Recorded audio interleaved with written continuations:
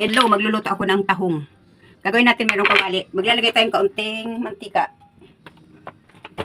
Igisa ko itong bawang, sibuyas at luya. Dinurog ko ito para makain natin yung luya, bawang at sibuyas.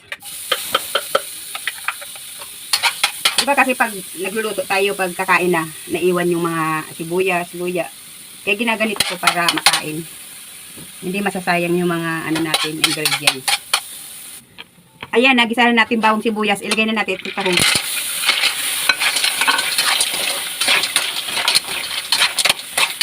Lalagyan ko siya ng pangalawang gata.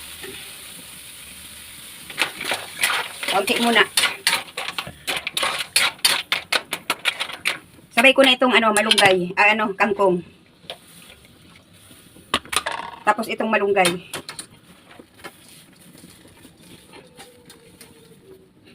Ayan.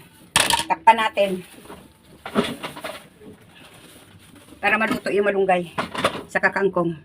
Ayan. Kumulo na siya.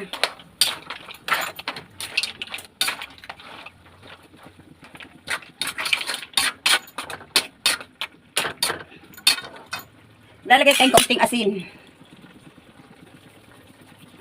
At kaunting pampalasa. Ayan, pag ganito na, lagay ko na itong kakanggata.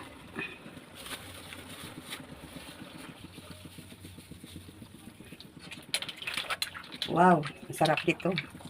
Tahong na gata. Tikman natin kung tama na ang asin. Wow, sarap pala ng tahong na ginataan.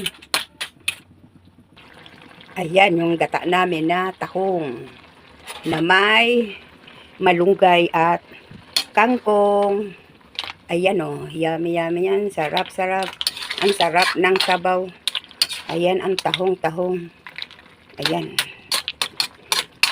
Yummy yummy yan, sarap.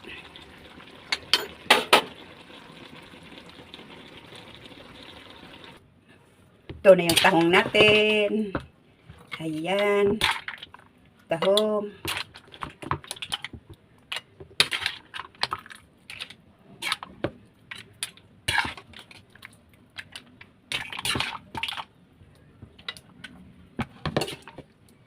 Ayan ang tahong namin. Ayan. Yes, sarap-sarap yan.